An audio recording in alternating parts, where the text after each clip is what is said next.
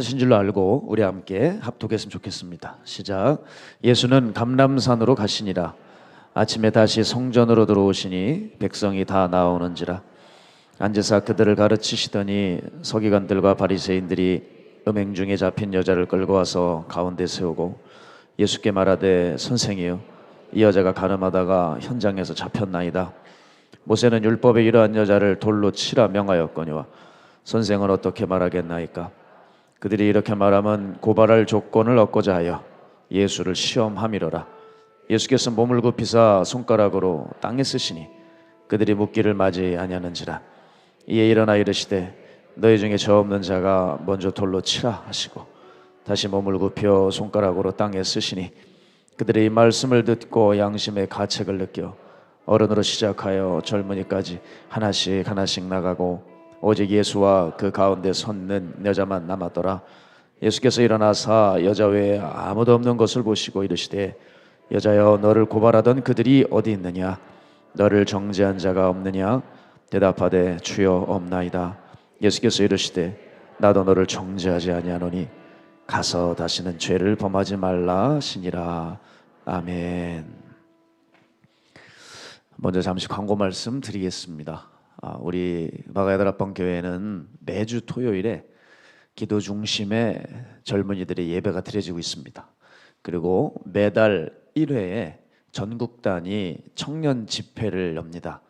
이제 처음 시작하는 집회가 돌아오는 4월 15일 토요일에 이제 박한수 목사님 강사님으로 또 모셨고요. 그래서 전국 단위 청년 집회, 일명 부기청, 부흥을 기다리는 청년들의 예배가 시작이 되는데요. 이 첫 집회 가운데 하나님의 큰 역사가 있을 수 있도록 여러분 기도해 주시고 주변의 청년들에게 홍보해 주셔서 청년들이 이번 집회를 통해서 다시 살아나는 역사가 있기를 간절히 소망해 봅니다. 네, 이제 하나님 말씀 좀 들어가도록 하겠습니다. 제가 오늘 한 두 가지 기사를 보면서 참 여러 가지 생각들이 교차했는데요. 여러분께 한 가지 기사를 말씀드리자면, 여러분 아시는 대로 성남 분당 신도시에서 그 신도시 중심부에 있는 정자교가 붕괴했습니다. 한 108m 되는 다리인데 그 중에 50m 정도 그 큰 그 다리가 50m나 되는 그 길이가 그만 붕괴하고 말아서 그 사고로 40살 된 남성이 그 자리에서 죽고 27세 된 사람이 큰 중상을 입었다는 기사를 봤는데, 그 주민들이 떨림으로 이런 고백을 하더라고요. 아침 저녁으로 수십 명 모여서 에어로빅을 하던 곳이 무너지다니 하면서 그렇게 가슴을 쓸어내렸습니다. 사람들은 그 도시가 조성된 이후에 30년 동안 넘었는데, 이 노후 신도시죠, 일명. 이 신도시 시설물들 하나씩 염려하기 시작했는데 이런 일이 터진 거죠. 그래서 이 사고 현장을 떠나질 못하는 많은 주민들이 있었습니다. 한 아르바이트생은 오늘 하필 휴강이라서 운동을 하고 집에 가는 길이었는데 무너진 다리를 보고 깜짝 놀랐대요. 그리고 너무나도 무서워 두려워 떨었답니다. 하루에도 자기가 몇 번이나 지나가는 그 다리였는데 그 다리가 무너졌다는 거예요. 그리고 지금 말씀드렸지만 그 정자교 밑에서 수십 명이 모이고 에어로빅 강습을 받았던 곳인데 그것이 그만 무너져 내려서 한 번이라도 그곳에서 운동했던 여성분들은 지금 거의 밤잠을 못 자는 시간이 이런 거죠. 공포감에. 혹은 뭐 정신과 치료를 받아야 될 분들도 있을 수도 있겠습니다. 자, 그런데요, 그 다리를 고쳐보려고 그럼 시도를 단 한 번도 안 했냐? 아닙니다. 총 900여만 원을 들여서 정기 안전 검진을 여러 번 했더라고요. 그런데 결과가 이상무가 아니라 다리 표면에 포장이 균열되었고 접속부가 균열되고 파손되었고 배수구가 막혔고 또 파손되었고 유실되었고 이런 지적사항들이 여러 가지가 있었던 거예요. 그런데 역시 우리나라 특징이 뭐예요? 소 잃고 외양간 고치기 아니에요. 저는 이제 이 한 억울하게 죽은 이 40세 남성의 장례가 지금 치러지면서 그 부모는 얼마나 가슴이 미어지고 얼마나 가슴 아프고 이 평생 어떻게 살아갈까 이런 생각이 좀 들더라고요. 이 사건과 함께 또 한 기사를 보는데 마음이 아주 내내 불편했습니다. 여러분 여당 야당 지난해 고소고발하는데 법률 자문료만 자그마치 총 4억이 있었대요. 대선 때는 상대 후보와 함께 상대 배우자를 비방한 현수막 따른 그 비용, 현수막 단 비용만 별도로 4억 원 가량을 쓴 것이 밝혀졌습니다. 작년에 더불어민주당은 2억 4,200만 원을 현수막 제작비로 썼고 국민의힘은 1억 3,700만 원을 현수막 제작비로 썼는데 올해는 10억 원으로 늘린다고 합니다.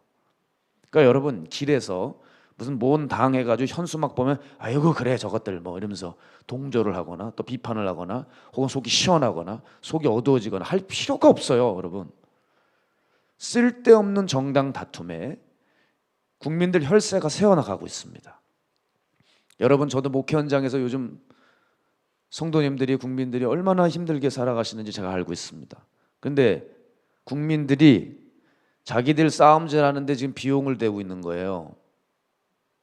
정말 살기 힘든 이 세상인데 제가 왜 내내 마음이 불편했냐면 현수막 거는데 4억이요. 그 돈으로 이 전국적으로 부실한 시설물들이 한두 가지겠습니까? 그걸 미리미리 좀 고쳐놨으면 애꿎은 사람 인명피해는 없었을 거 아닌가. 신문을 보면서 너무나도 마음이 아팠어요. 야 언제까지 이렇게 자기들밖에 모를까. 여러분 우리가 코로나 지나갔어도요 그냥 넘어갈 수 없는 게 있어요. 2020년부터 2022년까지 우리나라가 코로나 백신 구입에만 6조 9,547억 원을 투입했습니다. 7조 원을 가까이 썼어요. 그런데 여러분 1,176만 회분을 폐기했어요. 국민들의 적절한 수요를 예측하고 나서 백신 물량을 걷어들여야 되는데 정부 초기에 백신 물량을 얻는 데 실패했던 것 때문에 백신 물량을 일단 확보를 해버린 거예요. 그런데 그게 여러분 자그마치 7조 원이에요. 근데 국민들에게 놔주지도 못하고 상해가지고 다 버렸어요. 폐기된 백신에 쓴 돈만 3천억 원이요. 3천억, 3천원이 아니고 3천억. 너무 놀라서 이러고 계시는 거죠? 고난주간 새벽 예배를 열심히 하셔서 이러고 계시는 거 아닐 거 아니에요. 제가 볼 때는 안 나오시는 것 같은데 뭐 하고 계신지 모르겠지만 그만한 국고가 사라져 버렸습니다. 그런데 어느 누구 하나 국가의 돈을 이렇게 낭비했다고 사과한 적 한 명도 없어요. 사과해 본 적 들어보셨어요? 우리가 백신 이렇게 괜히 샀다가 다 날렸다고? 그거 감추고 있다가 정권 바뀌고 관계자들이 너무 화가 나가지고 이제 암암리에 퍼지다가 이제 기자들이 이거 특종이다 해가지고 폭로해가지고 기사화가 된 거 아니겠습니까? 예? 7조 원이요. 7조 원. 그럼 우리나라에 있는 모든 부실한 시설물 다 고칩니다. 어려운 그런 국민들 다 도와줄 수 있어요. 학비 없는 젊은이들 얼마나 젊은이들 요즘 고생합니까? 다 도와줄 수 있어요. 7조 원 국민들에게 놔주지도 않을 백신 다 날리고. 저는요 생각보다 우리 사회가 기본과 상식이 이렇게 안 갖춰져 있나 싶어요. 기본과 상식을 갖추는 것, 여러분 이게 사회를 유지하는 근간이 됩니다. 우리 사회가 기본과 상식을 저버리는 거 이거 정말 심각한 문제예요. 다리 보세요. 다리 정자교 정기검진하고 지적사항 있으면 해결했으면 끝났잖아요. 뭘 그렇게 방치를 하는지 모르겠습니다. 공치사 하는 건 아니고 여러분 그래서 열심히 공사했습니다. 자꾸 고난주한테 쓸데없는 얘기를 하고 있어. 여러분 이건 시설물 안전 문제가 아니라 직무유기에 가깝습니다. 민생 안정에 아무 도움도 안 되는데 자기네들 주장이 옳다는 현수막 거는 데에 수억 들이고 있는 거, 이건 자기 할 일을 지금 하고 있지 않다는 것을 보여주는 거 아니겠습니까? 여러분 저는 이 사회 돌아가는 구석구석을 보면서 신앙도 마찬가지라고 생각을 했어요. 여러분 왜 우리의 신앙의 기둥이 무너질까요? 그거 간단한 데 있습니다. 우리가 상식선을 지키지 않아서 그렇습니다. 자 여러분 가정마다 비대나 정수기 다 있으시죠? 그 비대나 정수기도 때 되면 AS 오더라고요. 그죠? 교회 사무실에도 정수기 AS 옵니다. 근데 우리의 신앙에 대해서 AS 받으십니까? 도무지 검사를 하지 않더라고요. 저는 이렇게 생각해요. 다른 때는 그래 좀 나를 위해 살았을지라도 적어도 고난주간만큼은 우리의 AS, 신앙의 AS 기간으로 삼아야 된다 생각해요. 그래서 이 기간만큼은 정말 어느 때보다도 십자가에 집중하면서 그 십자가의 기준으로 나를 바라보고, 이 시간만큼은 좀 하던 일들, 중요하다고 생각하는 것들 물론 중요하지요. 잠시 좀 내려놓고 조금만, 이 한 주만, 아니 5일만이라도 주님이 우선순위로 좀 등극하는 그런 일이 있었으면 좋겠어요. 근데 특별한 사정이 있으셔서 예배 못 나오시는 것 뭐 그럴 수 있겠습니다만은, 저는 매년 희한한 걸 발견한 게 이상하게 고난주간만 되면 유독 자기들을 챙기는 사람들이 있더라는 거예요. 마음이 힘들고 뭐 바쁘고 어려울지라도 적어도 예수님의 고통에 비하면 우리는 아무것도 아니잖아요. 그렇죠? 그럼 이런 때 좀 한 주만이라도 적어도 양심껏 주님 앞에 나오는 훈련이 좀 필요한데 이게 없어요. 고난주간에도 우리의 것을 챙기려고 하는 태도가 심각합니다. 내 감정, 내 자존심, 내 욕구. 죄송하지만 이런 사람들은 십자가를 만난 사람들이 아닙니다. 또 이들은 변명할 수 있죠. 평소에 잘 해왔는데 이번 고난주간에 무너진 거라고. 아닙니다. 평소의 삶도 자세히 들여다보세요. 경건, 인격, 기도, 섬김 여러 방면들이 평소에도 허술하게 어설프게 얼기설기 설겨 있을 거예요. 자, 이게 어떤 격이냐면, 고난주간에 무너졌다, 평소엔 괜찮았는데 고난주간에 무너졌다는 게 어떤 격이냐면, 평소에는 공부를 열심히 했는데 시험 당일날 의욕이 없어서 시험을 못 치르겠다는 거 마찬가지예요. 네? 평소에는 내가 공부에 대한 열의를 가졌는데 시험 때 갑자기 의욕이 없어서 시험 못 치르겠다고요. 여러분 어떤 마음이 드세요? 말도 안 되는 말이죠. 애시당초 주님에 대한 마음과 뜻이 없었던 것이 드러난 거예요. 여러분, 우리는 자기 마음을 속여서는 안 될 것입니다. 저는 사람들 말씀하시는 거 보면 말하는 그런 단어들이나 문장들이나 그 어떤 태도나 그리고 행동이나 생각하는 거 보면 저희는 뭔가 갖추어졌구나라고 생각이 들 때가 있는데, 시간 지나면 생각보다 허당인 경우가 많아요. 왜 허당이냐? 자아는 안 바뀌었어요. 근데 입술의 단어만 바뀌었어요. 당연히 죄는 그대로이고 처심만 살짝 고급스러워진 느낌? 여기는 왠지 십자가 좁은 길이니까 함부로 행동하면 안 되니까 조금 처심만 조심하는 느낌 있잖아요. 생각보다 허당인 사람들이 많아요. 어떤 사람들은 끊임없이 하나님을 말하고 있거든요. 그런데 그 마음에는 사랑과 희생을 찾아보기 힘들어요. 자기 주장이 묵살당한 순간 그저 기분 나쁠 뿐이더라고요. 어떤 이들은 그렇게 열심히 있어요. 하지만 이것이 교회를 살리는지 무너뜨리는지 확인도 없이 뛰어다니기만 해요. 저는 왜 이렇다고 생각하냐면 이 모든 일이 십자가라고 하는 상식을 성도들이 놓쳤기 때문입니다. 제가 이번 새벽 예배 때마다 최대한 오신 분들을 다 안수기도를 하려고 제 나름대로 애를 썼어요.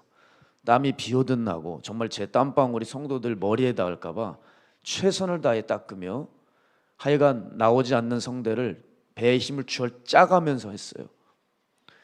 주님은 저를 위해 십자가에 죽으셨다는데 나는 이게 힘들어가지고 성도들 기도 안 해주면 되겠나 싶어 있는 힘을 다해서 기도해 드렸어요. 근데 제가 손을 댈 때마다 제 마음에서 강하게 나오는 단어들이 있어요. 십자가요. 십자가만을 외치게 되더라고요. 어떤 이들에게는 십자가를 묵상하지 않았다는 것을 알아요. 십자가를 너무 많이 놓치고 있는 것을 알았어요. 사랑하는 성도님 여러분, 이 십자가를 대하는 태도 우리 좀 어느새 너무 익숙해진 거 아닙니까? 그래서 이 가장 중요하다고 하는 십자가의 본 정신 상식도 놓치고 있을 수 있어요. 자, 예수님이 십자가를 묵상해 보면 그 십자가는 그 예수의 살과 피를 전부 쏟게 한 십자가입니다. 예수님은 처참히 십자가상에서 제물이 되셨어요. 근본 하나님의 본체이신 분이 그렇게 세상에서 가장 최악의 사형틀인 십자가에 달려 죽으셨어요. 여러분 적어도 그 십자가를 묵상했다면 아무리 용서하기가 힘들고 아무리 화가 올라오고 아무리 자존심을 챙기고 싶고 아무리 마음이 좌절이 올라온다 할지라도 상식적으로 내 잘못된 마음의 여정을 좀 멈춰줘야 되거든요. 근데 그게 없어요. 그 사랑도 없고 그 아량도 없는 마음으로 열심히 한들 무슨 열매를 얻겠습니까? 사람의 마음을 훔치려고 하는 겁니까? 인정을 받으려고 하는 겁니까? 뭐 하는 건지 모르겠어요. 아, 십자가라고 하는 상식이 지켜지지 않고 있구나. 내 자존심이 중요하고 내 삶의 스타일이 중요하고 나는 펄펄 여전히 살아있는데, 그리고 십자가는 이렇게 교묘하게 앞에 내놓고 있어요. 그런데 십자가는 관계가 없어요. 자기는.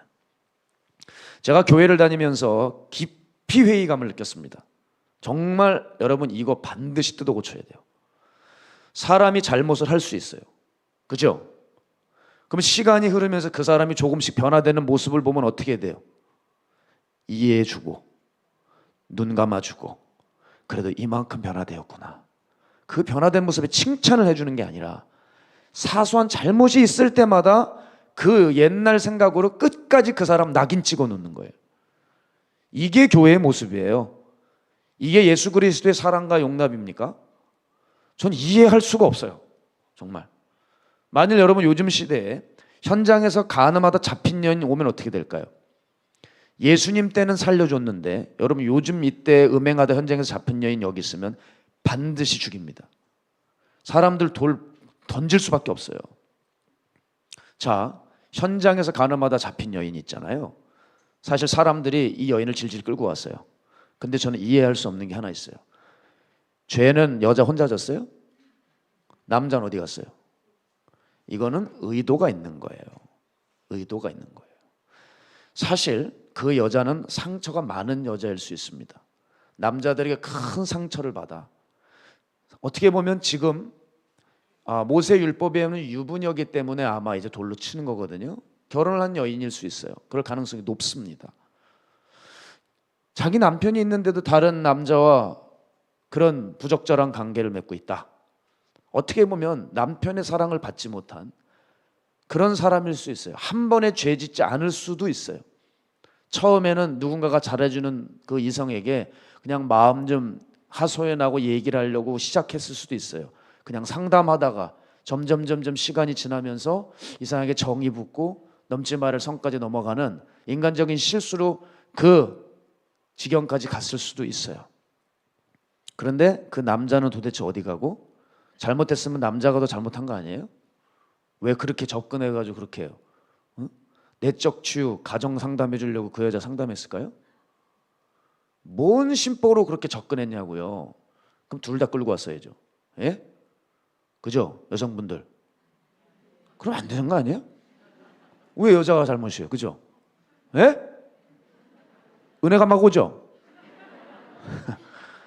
남자도 잡아야죠. 남자도 족쳐야죠. 속 시원하죠. 없어요. 없어요. 그러니까 의도가 있다는 거예요. 사실 그 여인의 죄를 지적하러 온 것이 아니라, 정의로운 사회를 만들어 보려고 한 것이 아니라, 모세의 율법을 잘 지켜보려고 한 게 아닙니다. 그 사람들은, 유대인들은 분노와 자기의에 가득 차서 욕심에 이끌려 데려온 겁니다. 그리고 성경은 정확히 기록하잖아요. 예수님을 시험 삼아 떠보려고 데려온 거예요. 자, 요즘은요 이런 시도조차 하지 않습니다. 그냥 보이면 죄진 것 같은 바로 그냥 발로 까버리고 머리 다 뜯어버리고, 예? 돌로 치고. 요즘은 더 많은 이유와 더 많은 속셈과 더 많은 계산으로 죄인들을 판단하고 평가하려고 할 거라고 생각합니다. 그래서 여러분, 이제는 현장에서 간음하다 잡힌 여인이 와도 예수님이 땅에서 글씨를 쓰셨잖아요. 저게 뭐 하는 건가 하면서 예수님이 어떤 반응을 보일지를 그때 당시는 기다렸습니다. 그러나 이 현대 사회에 음행하다 현장에서 잡힌 여인이 여기 있으면 예수님이 땅에 글씨를 쓸 찰나에 이미 누군가가 돌을 던질 겁니다. 그리고 그 돌이 그 여인만 맞추는 게 아니라 아마 예수님도 맞을지 몰라요. 거추장스럽게 글 쓰고 잊지 좀 말라고 하면서 비키라고 하면서 예수님도 맞힐 수 있는 사람들이에요. 얼마나 자기 감정적이고 자기 중심적인지 용납과 배려와 이해가 없는 겁니다. 이 시대 죄인들 결코 살려두지 않습니다. 예수님 옆에 계신다고 해도 안 돼요.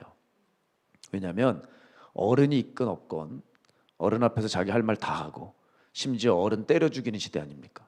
그죠? 교회 안에서도요, 나이 족보 관계없어요. 이제 자기 기분 나쁘면 한참 아버지 뻘, 할아버지 뻘인데도 할 얘기 다 합니다. 네, 아주 자기 기분 풀릴 때까지 다 직성 풉니다. 다빈 목사가 극진히 부목사님을 만약에 보살폈잖아요. 근데 자기 기분 나쁘게 하고 있으면 기회를 엿보다가 다빈 목사가 잘못하면 그 은혜를 받았던 그 부목사는 다빈 목사 쫓아내려고 혈안입니다. 이게 여러분 현실이에요. 아주 전쟁터죠, 전쟁터. 그런데 예수님 언제 봤다고? 예수님 옆에 계신다고 들고 있는 돌을 내려놓을까요? 꿈쩍이나 할까요? 여러분, 만일 또 예수님을 자주 보았다면 그것도 익숙해져서 예수님 두려워하지 않을 수도 있습니다. 그래서 하고 싶은 대로 하고 말 겁니다. 자, 요즘 시대는 그래서 지혜로운 것이 있어요. 잡히질 말아야 됩니다. 무조건. 어떻게든 잡히면 안 돼요. 죽어요. 교회요? 죽어요. 죽어. 매장당합니다. 얼마나 교회는 용서가 없는지 몰라요. 교회는 배려가 없어요. 교회는 자기 기준으로 사람들 그저 말로 죽이고 생각으로 죽이고 여론으로 죽이고 무리로 죽이고 여러 죽이는 것밖에 없어요. 긍휼과 은혜가 이 시대 가운데 있습니까? 이 교회들 가운데 있습니까? 그걸 정말 미덕으로 여기고 그게 내가 없으면 가슴을 치면서 눈물을 흘리면서 그거를 위해서 여러분 금식하며 기도합니까? 남편 승진과 자기 자식 대학 진입에 대해서는 금식은 얼마든지 해도 내 안에 예수님의 사랑과 긍휼과 은혜가 없는 거에 대해서는 절대 회개하지 않고 금식하지 않아요. 저는 딱 요즘 상황을 이 말씀에 보여준다고 생각해요. 로마서 2장 5절인데요. 다만 내 고집과 회개하지 아니한 마음을 따라 진노의 날 곧 하나님의 의로우신 심판이 나타나는 그날의 말 진노를 내게 쌓는도다. 요즘 현대 신앙인들의 모습은 딱 이 마음입니다. 고집과 회개하지 않는 마음입니다. 저는 아주 잘 표현해 줬다고 생각해요. 십자가는 절대 통할 수 없는 마음, 여전히 자기중심적이고 자기 감정이 중요한 마음, 자신은 돌아보지 않고 남을 열심히 분석하여 돌을 드는 마음, 그 마음도 이 설교를 들어도 절대 그 자존심 때문에 회개하지 않는 마음, 그렇게 자기를 지키고 사는 사람들. 그러나 신앙생활은 자기를 부인하는 생활입니다. 그러니 우리가 얼마나 주님이 말씀하신 신앙과 우리가 동떨어져 있는지 아셔야 됩니다. 신앙은 예수님이 내 삶을 마음껏 다스리시도록 기반을 닦아 놔야 됩니다. 그러기 위해서는 첫 번째, 여러분 내 것들을 다 버려야 됩니다. 주께서 저를 부르실 때 처음으로 하셨던 말씀이 이거였어요. 너는 버리는 삶을 사는 종이 되어야 된다. 그게 시간이 지나면서 무슨 의미인지 많이 깨달아집니다. 그것은 비단 소유만을 의미하는 것이 아닙니다. 내 자신을 반드시 버려야 됩니다. 나를 버리면 소유 버리는 건 아무것도 아닙니다.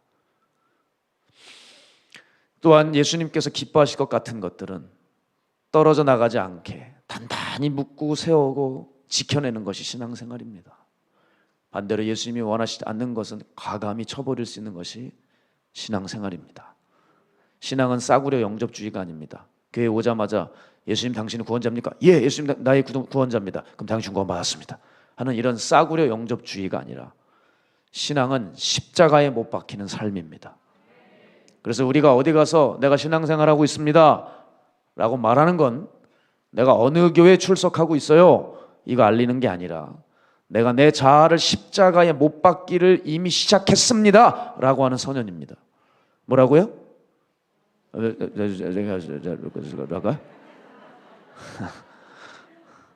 내가 내 자아를 십자가에 못 박히기 시작했다는 것을 선언하는 것이 신앙생활 시작이에요. 우리가 나 자신을 죽이고 있지 않다면 신앙생활 한 적이 없다는 말입니다. 그래서 여러분, 우리는 싸구려 영접주의에 지금 물들어 있는데 나는 신앙생활 하고 있다고 착각하죠.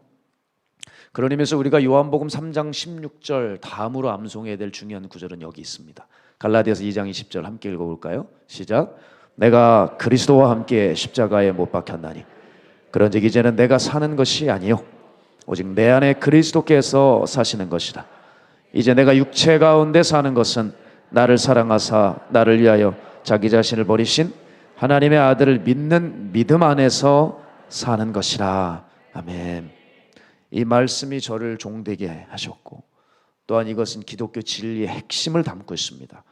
여러분, 예수를 믿어 구원받은 사람이라면 예수님께 사랑만 받아먹는 게 아니라 이제 예수님의 그 사랑을 깊이 깨닫고 예수님과 연합하여 예수님과의 사귐을 통해서 십자가에 못 박힐 줄 알아야 합니다.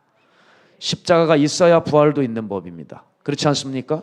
갈보리 언덕을 통과해야 디베라 바닷가에, 또한 그것을 통과하여 마가의 다락방에 부활하신 예수 그리스도 성령의 능력을 맛볼 수가 있어요.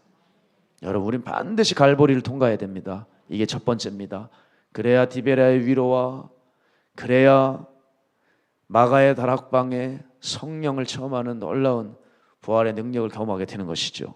십자가에 못 박혀야 그리스도와 함께 새로운 피조물로 부활할 수 있습니다. 자, 이게 그런데 절대 강도 높은 신앙이 아니라 어떤 신앙이라고요? 상식적인 신앙이다. 그런데 이게 굉장히 버겁게만 느껴진다면 우리가 너무 오랫동안 설탕물을 들이켜서 멀쩡한 밥알, 그것을 제대로 씹어 먹질 못하고 있는 것입니다. 제가 사람들을 훈련시켜 보면서 깨달은 것이 뭐냐면요, 그 마음의 중심이 변화되고자 하는 마음이 없으면 상담해 줄 필요가 없었어요. 교육을 할 필요가 없습니다. 그리고 제가 요즘도 실수하는 게 뭐냐면, 아직도 저의 어리석음은 훈련받을 생각도 없는 사람에게 훈련 내용을 제시한다는 거예요. 얘기해 줄 필요가 없는데, 말해 줄 필요가 없었는데 얘기하는 거예요. 자, 어느 때부터인가 저는 어떤 습성이 생겼냐면, 말을 거두기 시작했고 교회에서 제공하는 교육 프로그램을 통해서만 일하려는 습성이 생겨나더라고요. 이건 합법적이잖아요. 그렇죠? 합법적이에요. 오늘 저에게서 말씀을 듣는 것은 합법적이에요, 불법적이에요? 합법적이에요. 그리고 여러분, 이거는 자원이에요, 강요예요? 자강요예요? 자원이에요. 그죠? 사람들이 뭔가 교육을 열면 지원을 하셨으니까 상식적으로 합법적으로 가르칠 수 있는 경우만 입을 열려고 해요. 왜냐하면 사람들이 생각보다 훈련을 받고 싶지 않아요. 말씀은 잘 듣기 원하고 이게 영적인지 육적인지 분석은 잘 하시는데, 예수님을 따라가고 정말 자기를 십자가에 못 박고 사단이 역사하는 그 각자의 통로들이 있거든요. 그거를 통로를 막아버리고 잘라내고 하는 이런 일들은 아프고 힘드니까 그거 건들면 굉장히 힘들만 하시지 그 훈련을 안 해요. 그러니까 정작 할 건 안 하고 있어요. 수술하자고 해놓고 배만 가르고 암을 도려내지 않는 거예요. 그런 격이라고요. 우리가 수술 때는 올라갔는데 그 환부에 세균이나 더러운 것들 제거를 안 해요. 뭐가 달라지겠어요? 우리는 아직도 성경적이지 못한데, 영적이지 못한데, 우리는 아직도 십자가를 지지도 못하고 있는데 그냥 십자가 쳐다만 보고 있는 수준인데 변화된 줄로 알아요. 변화의 끈을 그리고 놔버렸어요. 제가 존경하는 A.W. 토저 목사님에게 그 교회를 다니고 있던 어느 성도님이 물었습니다.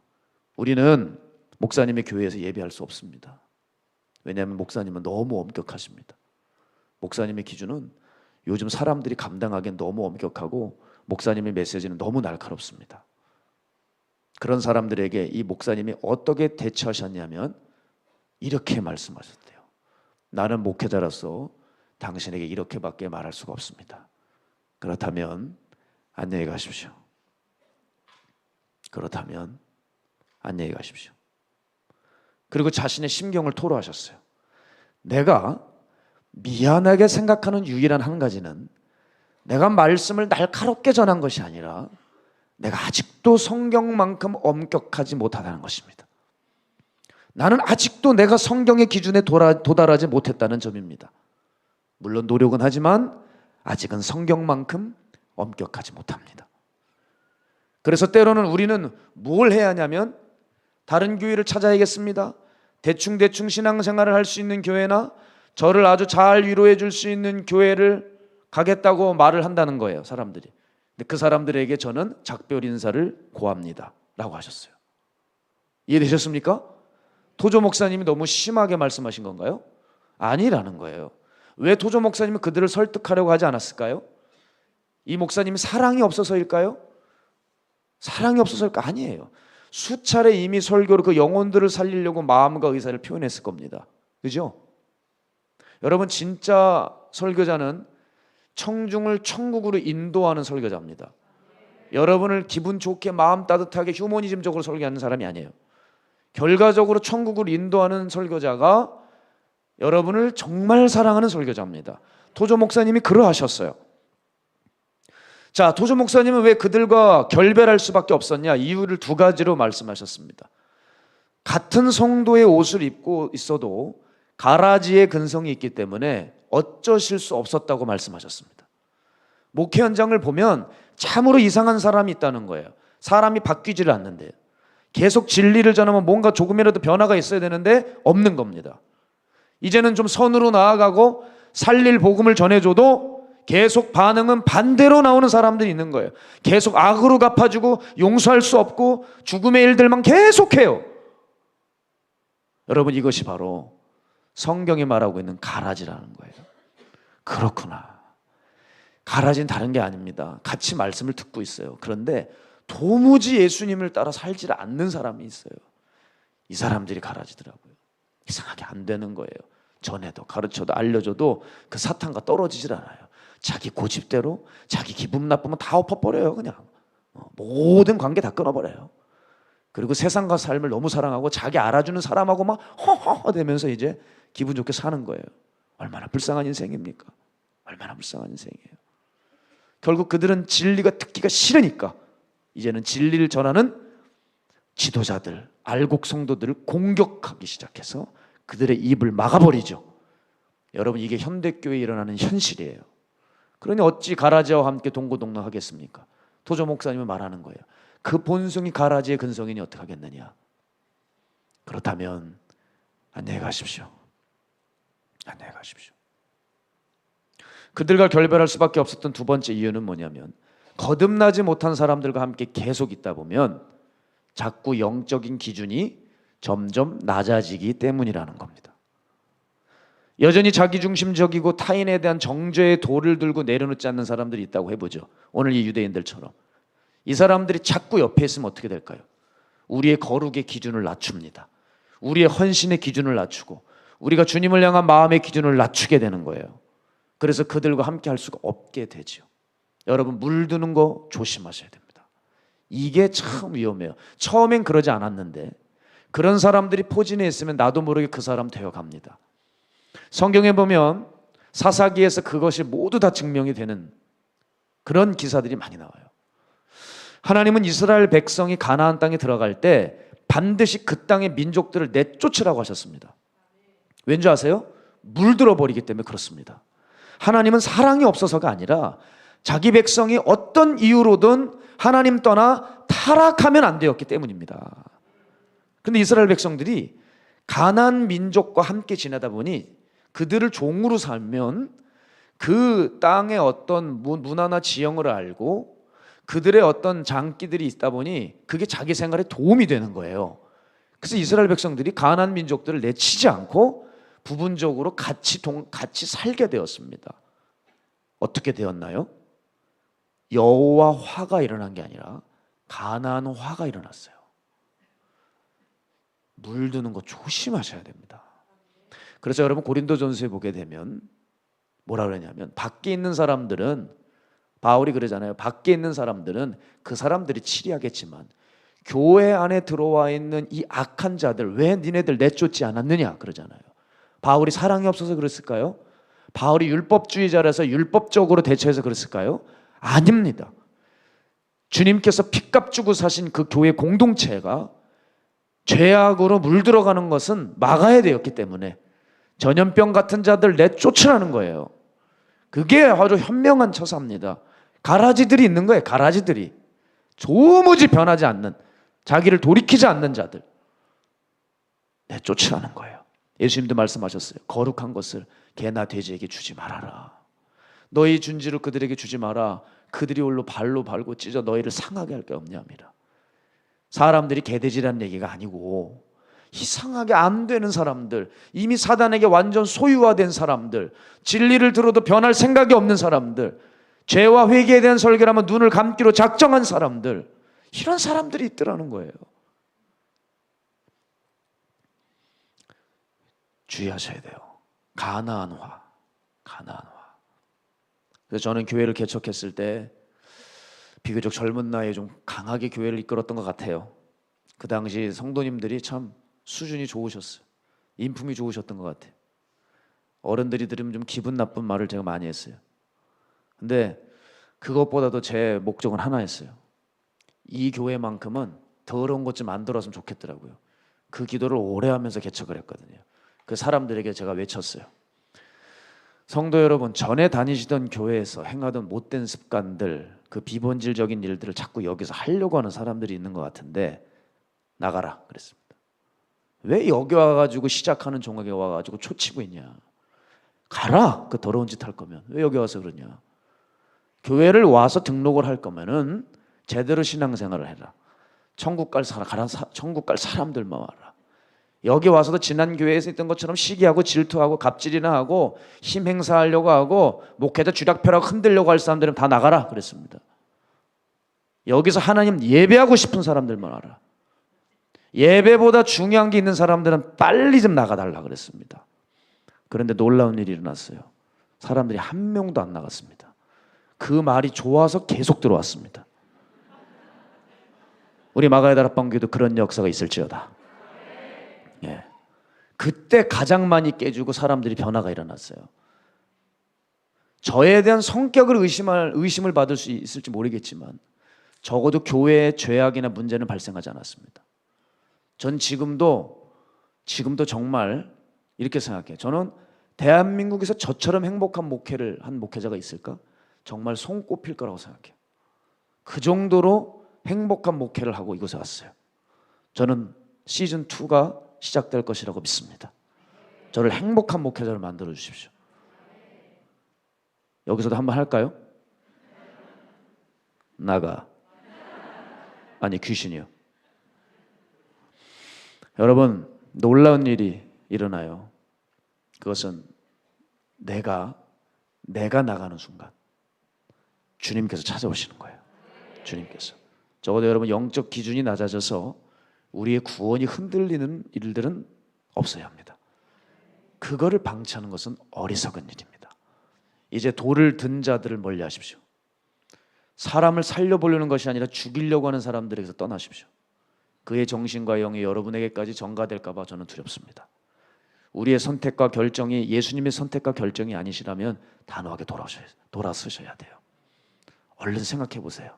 이번 한 주간 나는 어떤 선택과 어떤 결정을 하셨는지요. 예수님은 예수님 편에 서 있지 않는 자들은 예수님을 반대하는 자들이라고 말씀하셨습니다. 마태복음 12장 30절이요. 나와 함께 아니하는 자는 나를 반대하는 자요, 나와 함께 모으지 아니하는 자는 해치는 자니라. 우리만 모를 뿐이지 얼마나 우리가 십자가의 원수로 살아가고 있는지 모릅니다. 따라서 여러분, 우리는 이제 뭘 고집해야 되겠냐?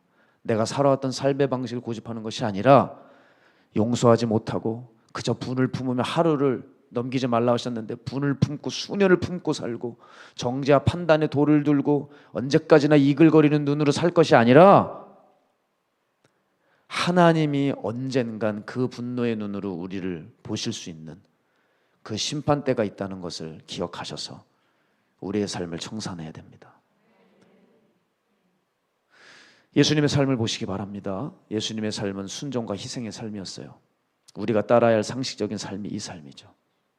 우리가 이 삶을 살아내지 못해서 가슴을 치며 도리어 주님의 희생의 십자가 앞에서 정말 주님께 회개의 기도를 올려드려야 될 판인데 우리는 너무 주님의 십자가 앞에서 뻔뻔하게 정죄의 돌을 들고 또 누군가를 죽이고 갚아주려고 하는 것은 아닌지 모르겠어요.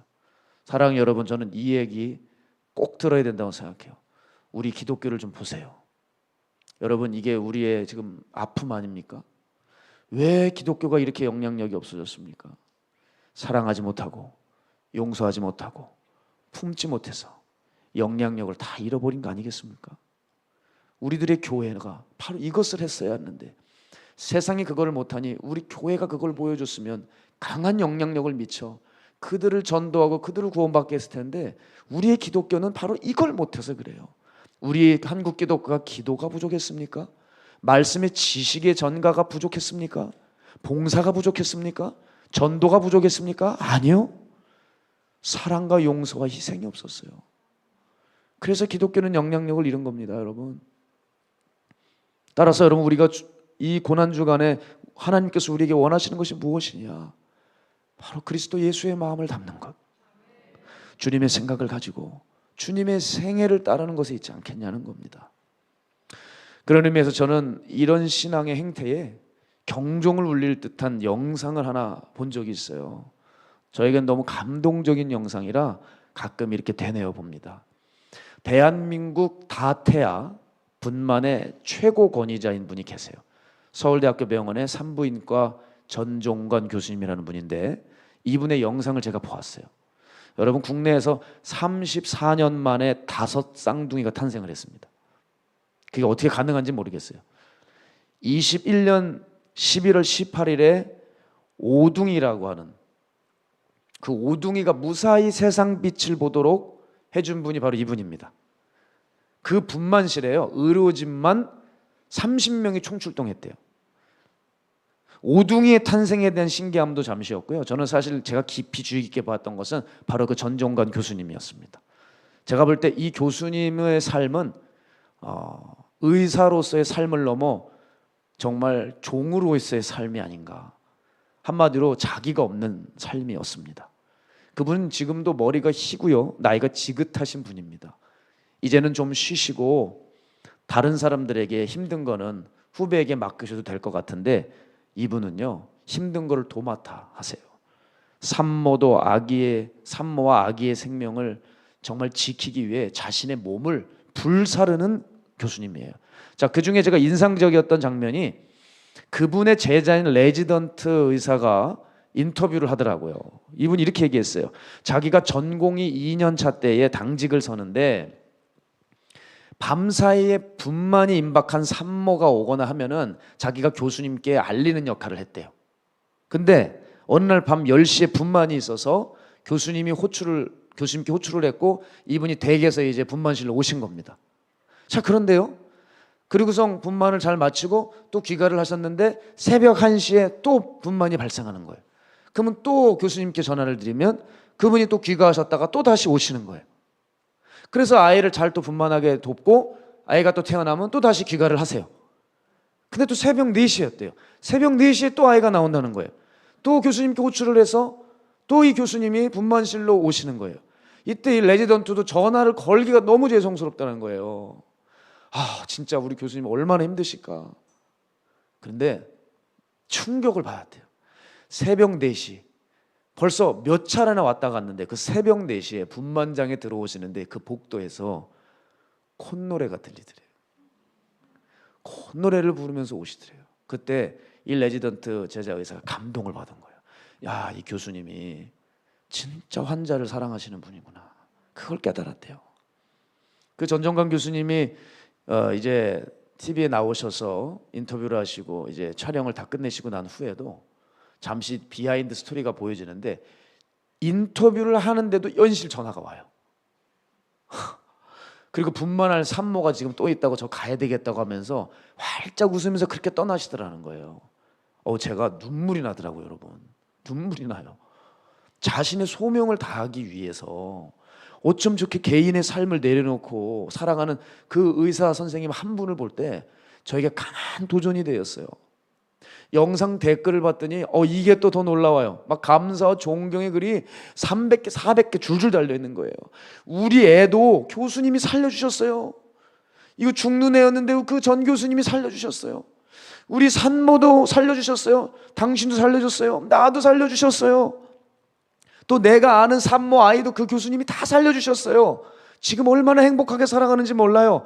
서로들 그 교수님에 대한 감사의 댓글이 도배가 되어 있더라고요. 짧은 시간 제가 얼마나 도전을 받았는지, 어떤 부흥 집회를 갔을 때보다 받은 은혜보다 훨씬 큰 은혜를 받았습니다. 그때 저를 돌아봤어요. 나는 얼마나 나를 내려놓고 주의 뜻을 위해 나아가는가. 주께서 분명 저를 처음 종으로 부르셨을 때 넌 버리는 삶을 사는 종이 되라고 하셨는데 그게 하늘나라에서 최고의 종이라 하셨어요. 넌 어떻게 살아가고 있나? 너는 정말 지금도 영혼을 위해 달려가고 노력하는 중인가? 아니면 이게 너무 힘들어 그저 시간만 나면 자꾸 누우려고 하는 종인가? 그렇게 깊이 생각해 봤어요. 사랑하는 여러분, 자기를 포기하고 자기의 소명을 잊지 않고 사명장으로 사력을 다해 달려가는 사람들이 있는 거예요. 이게 비단 어떤 특정 소수만 있는 일이 아닙니다. 예수님께서 십자가에 달리신 일은 바로 우리가 이렇게 살 것을 요구하시는 거예요.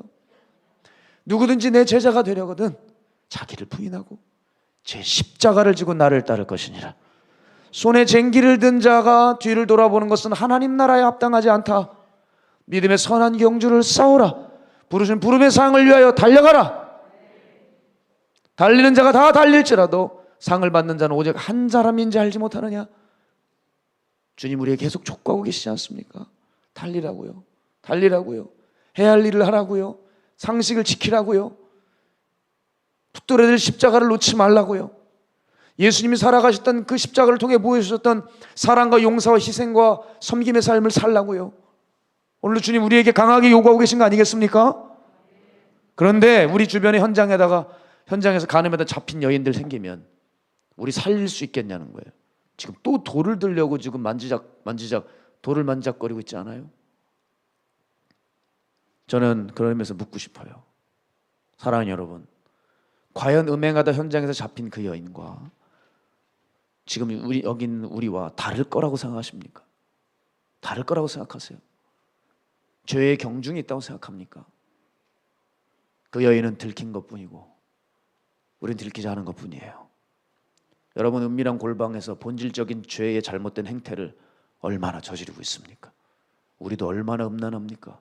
우리도 얼마나 탐욕적입니까? 우리도 얼마나 거짓됩니까? 우리가 얼마나 이중적이에요. 십자가를 앞세우고 예수님의 이름을 앞세우고 얼마나 내 뜻 내 일을 위해서 살아갑니까? 여러분, 같지 않다고 여기면 여러분 지금까지 신앙생활한 거 아닙니다. 그래서 아마 우리에게는 간증이 없고 은혜가 없었을 수도 있어요. 사랑하는 여러분, 자꾸 돌을 던지고 싶은 사람이 생깁니까? 그 사람이 정확히 나입니다. 그게 나입니다. 비판과 정죄의 대상이 바로 나입니다. 비판의 대상은 곧 거울이에요. 그게 나라고요. 주님은 그 사람보다 더한 나를 품으시고 나를 용서하시고 십자가에서 내 대신 죽으셨어요. 이제 우리는 어떻게 살아가야 될까? 이 신앙인의 상식이 회복되길 바랍니다. 이제 정죄와 판단의 돌을 내려놓고 눈물을 닦아줄 수건을 준비해야 합니다. 고난 주간에 십자가를 묵상하면서 저는 이제 여러분께서 주님의 무덤이 아니라 이제 나 죽은 무덤을 발견하게 하네요. 갈라디아서 2장 20절, 내가 그리스도와 함께 십자가에 못 박혔나니 그러지 이제는 내가 사는 것이 아니요 그리스도께서 사시는 것이라. 이제 내가 육체 가운데 거하는 것은 나를 사랑하사 나를 위하여 자기 자신을 버리신 하나님의 아들을 믿는 믿음 안에 사는 것이라. 오늘 이 일이 우리 안에 있기를 소망합니다. 그럴 때 진정한 승리의 부활의 아침을 우린 보게 될 것입니다. 이제 우리의 말에 십자가가 있게 합시다. 내 생각에, 내 삶에, 내 사역에 십자가가 회복되게 합시다. 성도의 상식에 있어서 십자가를 빼놓고 무엇을 말하고 무엇을 이룰 수 있겠습니까? 이제 우리의 이 고집스럽고 이기적인 왕궁을 허물고 주께서 보여주신 이 십자가로 말미암아 이 십자가의 상식을 붙들고 내 무너진 삶들과 내 무너진 예배와 주변의 사람들, 그들을 살려내고 그들을 세우고 그들을 섬기고 그들의 아픔을 닦아주고 그를 품어주며 하나님 나라를 그렇게 여러분의 작은 섬김과 사랑의 손길을 통해 우리 하나님 나라가 더욱더 견실하게 세워져 가는 그것 보고 싶습니다. 우리 그 일을 이루어야 될 줄 믿습니다. 우리 함께 십자가를 지고 주를 따라갑시다. 함께 이 찬양하며 주님 앞에 예물을 올려드립니다. 우리 고백하겠습니다. 주님 다시 오실 때까지, 주님 다시 오실 때까지 나는 이 길을 가리나. 좁은 문, 좁은 길, 좁은 길, 나의 십자가 지고, 나의 십자가 지고. 아멘. 나의 가는 이 길 끝에서 나는 주님을 보리라. 영광에 내 주님 나를 맞아주시리. 다시 한번요. 주님 다시 오실 때까지, 주님 다시 오실 때까지 나는 이 길을 가리라.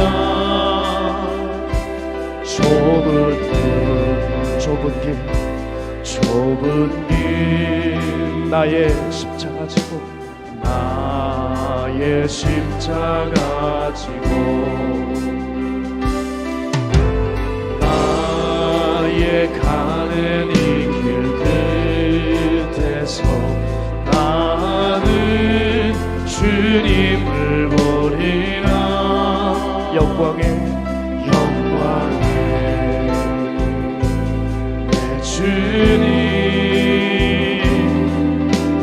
나를 맞아주시니. 주님 다시 오실 때까지, 주님 다시 오실 때까지 나는 일어나 달려가리라. 주의 영광 온 땅 덮을 때 나는 일어나 노래하리. 내 사모하는 주님 온 세상 그지시라. 내 사모하는 주님 영광의 왕이시라. 주님 다시 오실 때까지, 주님 다시 오실 때까지 나는 일어나 달려가리라. 주의 영광 온 땅 덮을 때 나는 일어나 노래하리. 내 사모하는 주님 온 세상 그지시라. 내 사모하는 주님 영광의 왕이시라. 주님 내 안에, 주님 내 안에, 주님 내 안에, 내 안에 계시고, 주님 내 안에, 주님 내 안에 나를 채워주소서.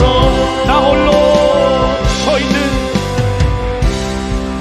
홀로 서 있는 죽은 내 영 깨우사, 죽은 내 영 깨우사. 주님만 나를 세워 내 역사에게. 우리 다시 한번요. 나 홀로 서 있는, 나 홀로 죽은 내 영 깨우사 죽은 내 영 깨우사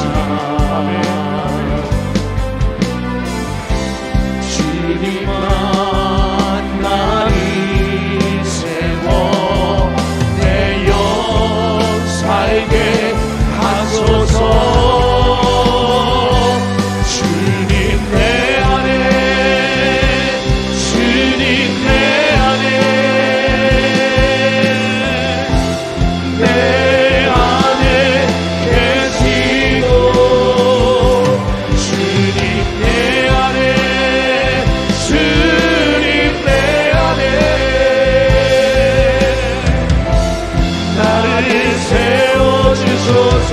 우리 두 손 높이 들며 주님 내 안에 아멘 주님 내 안에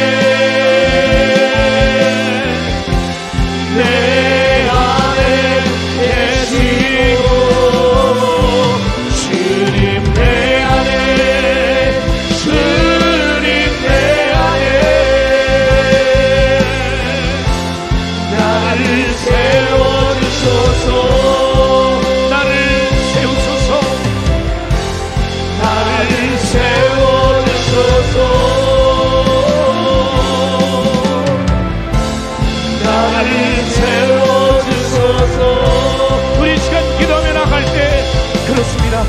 하나님 우리 안에 가장 중요한 십자가 상식이 살지 않았나요?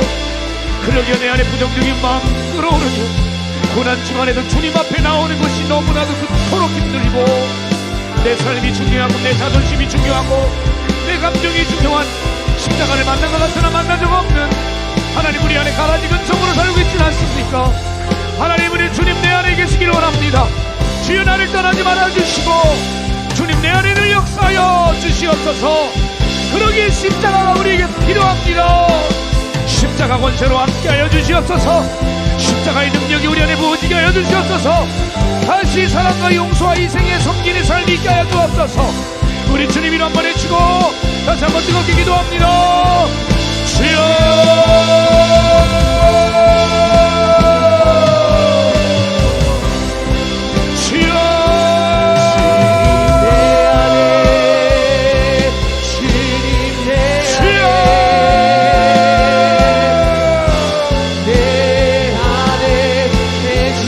십자가가 없습니다. 주님 내 안에 십자가가 무너집니다. 이 상식이 없어집니다. 하나님 붙들어주세요. 이 나라 이 사회 상식이 없어서 이렇게 무너져갑니다. 교회도 우리 성도들도 마찬가지입니다. 우리 안에 십자가 상식이 없어요. 이제는 좀 그 자존심 고집 좀 버리고 이제는 나 좀 죽이고 좀 주를 위해 사랑하고 내가 힘들고 어려운 일 당할지라도 남을 위해서 내가 거름이 되어버리는 주여 좀 제발 십자가가 사랑하는 우리들 대견합니다. 조금만 기분 나쁘고 감정 걷는 것 같으면 가만히 있질 못하는 그리고 내가 성경을 알고 그리고도 내가 뭐 기도를 하고 내가 뭐 지식을 쌓는다고 자랑합니까? 엉뚱한 얘기일 뿐입니다. 영적 허당일 뿐입니다. 사랑할 수 없다면 용서할 수 없다면 섬길 수 없다면 그게 도대체 주님과 무슨 상관이 있습니까? 그것이 주님을 닮은 삶입니까? 주님이 야단치셨던 지도자들의 삶이지요. 주님이 국사의 새끼들이라고 했던 지도자들의 삶이었지요. 말씀 보고 기도한다고 대수가 아닙니다. 바리새인들도 그렇게 살았습니다. 그들은 엄청 말씀 받습니다. 무지하게 기도했습니다. 그러나 사랑이 없습니다. 그들에겐 십자가가 없습니다. 그것이 어떻게 하나님을 기쁘시게 하는 삶이겠습니까? 주여 우리를 다시 한번 붙잡아 주세요.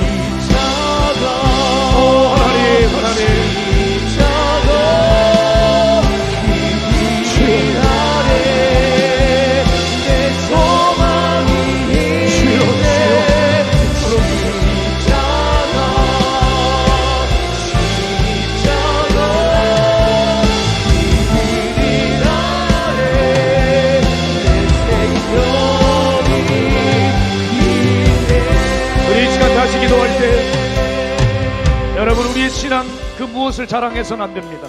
내가 말씀 좀 봅니까? 내가 기도합니까? 무엇을 알고 있습니까? 경험이 많습니까?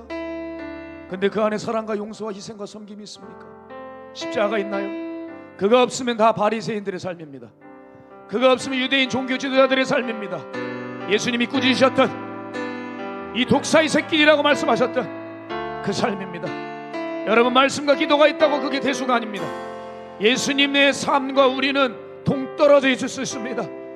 그러니 우리 다시 한번 회개해야 합니다. 하나님, 아직 회개하지 않은 사람들이 있을 수 있습니다.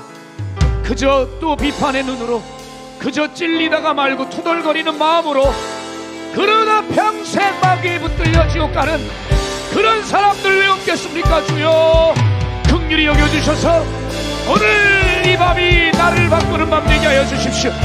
나를 살리는 밤 되게 하여 주십시오. 주여, 십자가로 나를 새롭게 하여 주십시오.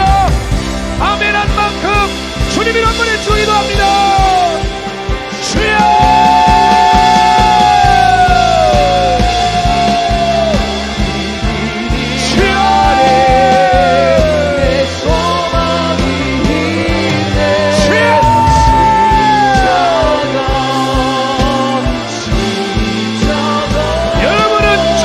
바리새인의 삶을 살할 수 있습니다. 우리는 유대인의 삶을 살았을 수 있습니다. 우리는 여전히 돌을 들고 있으면서 말씀과 기도를 입으로 읊는다고 하여 절대 하나님의 사람 될 수 없습니다. 착각하지 마세요. 우리가 가라앉을 수 있어요, 여러분. 착각하지 말라 이 말이에요. 우리가 지옥 갈 수 있어요, 여러분. 예수의 십자가를 모욕하지 마세요. 그분의 죽음을 헛되게 여기지 마십시오. 주님은 우리의 모든 걸 내어주셨습니다. 그런데 여러분의 생명을 앗아갔습니까? 여러분의 재산을 앗아갔습니까? 여러분의 자식을 죽였습니까? 왜 용서하지 못합니까? 도대체 뭘 건드렸다고? 도대체 뭘 그렇게 아프게 했다고? 뭐가 이렇게 대수라고 용서하고 사랑하지 못합니까? 우리 회개해야 합니다, 여러분. 회개해야 돼요. 회개해야 됩니다.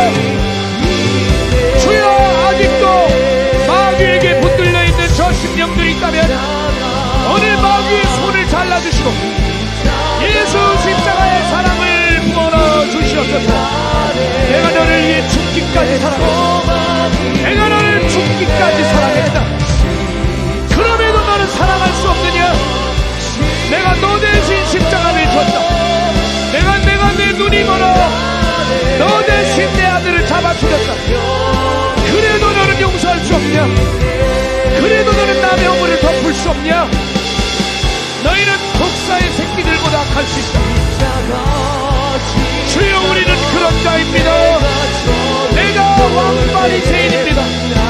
하나님, 여기 있는 이 죄인이 왕바리새인입니다.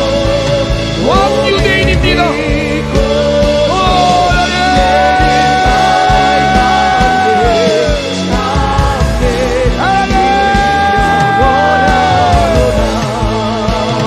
회개의 영을 부어주시옵소서. 여러분, 가라지들 되지 마십시오. 왜 진리를 말해줘도, 왜 예수님의 죽음을 말해줘도, 왜 이렇게 남을 비방하고 헐뜯고 죽으려고 합니까? 가라지로 살지 마십시오. 가라지로 살지 마십시오. 알고 깨어 주님의 곳간에 들어갑시다.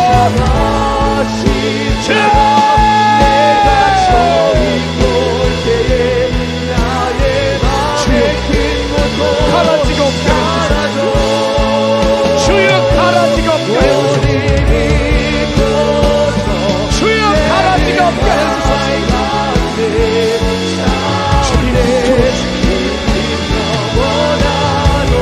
주를 새롭게 해주소서. 주여,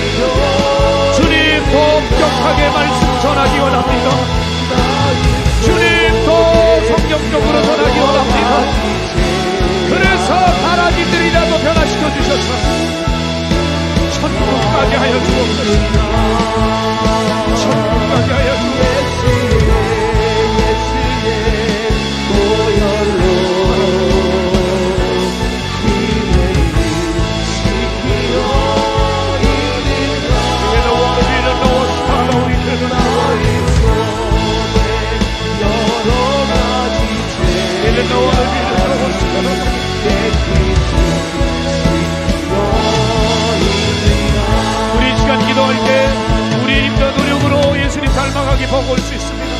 예수님의 말씀들 부담스러울 수 있습니다. 때로는 순종하고 싶지만 넘어질 때 많습니다. 그러기에 우리에게 보혜사 성령이 보내주셨습니다. 주님의 죽음이 이루는 놀라운 쾌거는 영원토록 당신의 자녀들을 떠나지 않고 함께 하시는 보혜사 성령님을 보내주신 일입니다. 주여, 이제 십자가를 통과하기를 소망하오니 당신의 영을 우리 가운데 보내주셔서 성령님과 함께 좁은 길을 걸으며 승리하게 하여 주옵소서. 우리 주님 이름으로 기도합시다.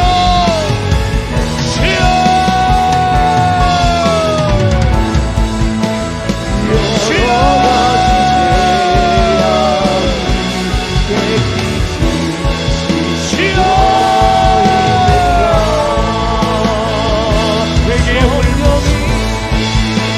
성령님 누구세요? 성령님 우리를 끌어가주세요. 성령님 우리 나라로 우리 주 예수님 능력을 아니려고 전심으로 예배합니다.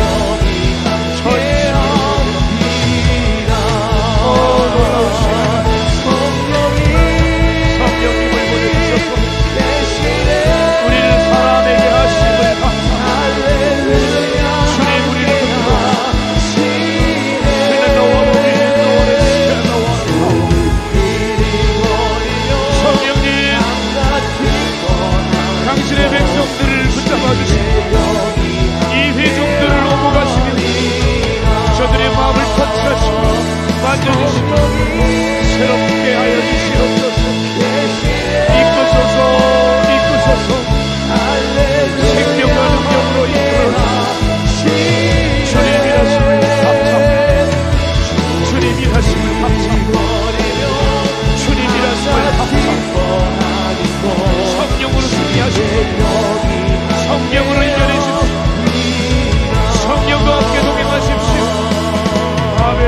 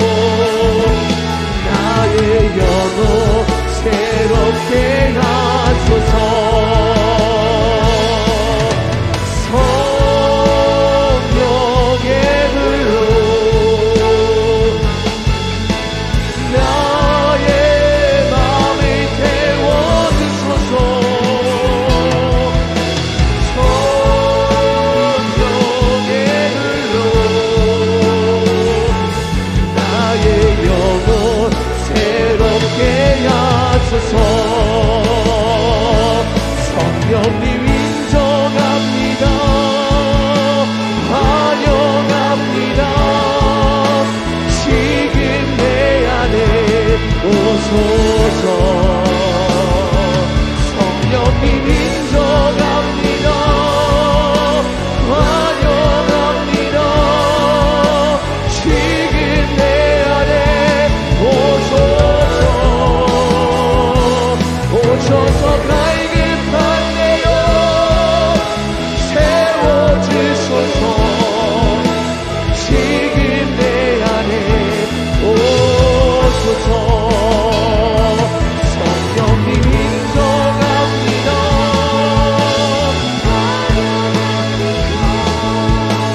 지금 내 안에 오소서. 성령님 인정합니다. 환영합니다. 지금 내 안에 오소서. 오셔서 병든 나의 몸 고쳐주소서. 지금 내 안에 오소서. 성령님 인정합니다. 환영합니다. 지금 내 안에 오소서. 성령님 인정합니다. 환영합니다. 지금 내 안에 오소서.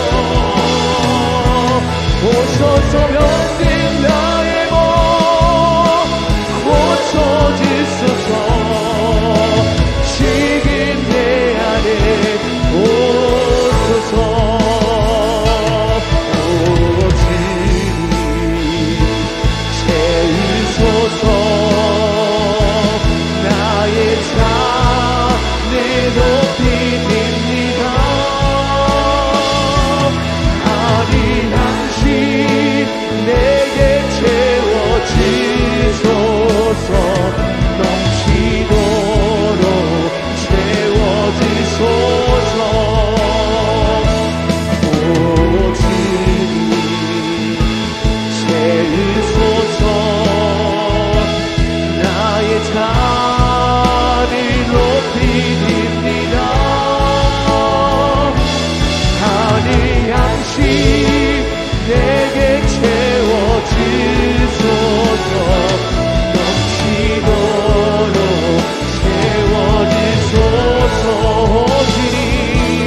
오직 채우소서. 나의 잔을 높이 듭니다. 하늘 양식 내게 채워주소서. 넘치도록 채워주소서. 마른 자들아 내게로 나오라. 돈 없이 값 없이 내게로 와서 마시라. 그는 나와 나의 음성 들으며 너의 영혼이 살리라. 마른 자들아 내게로 나오라. 돈 없이 값 없이 내게로 와서 마시라.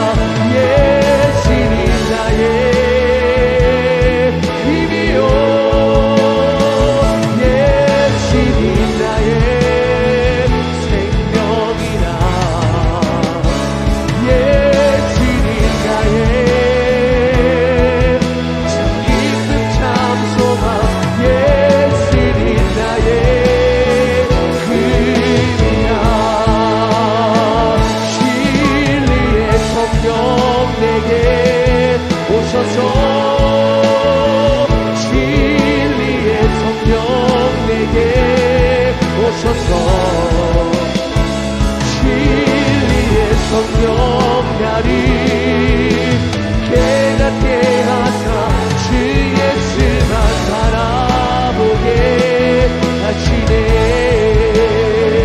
진리의 성령 내게 오셔서 진리의 성령 내게 오셔서 진리의 성령 나를 깨닫게 하사 주의 예수만 바라보게 하시네. 예수님 나의 힘이요 예수님 나의 생명이야. 예수님 나의 참 깊은 참소가 예수님 나의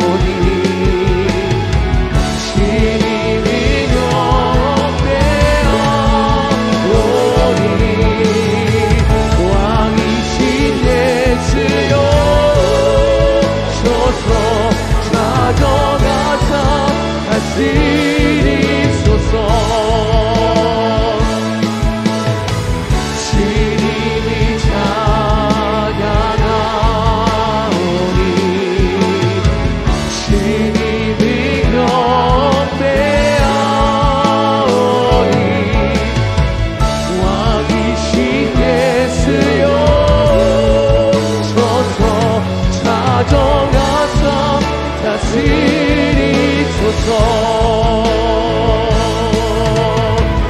주님이 찬양하오니 주님이 경배하오니 왕이신 예수여 오셔서 찾아가사 다스리소서.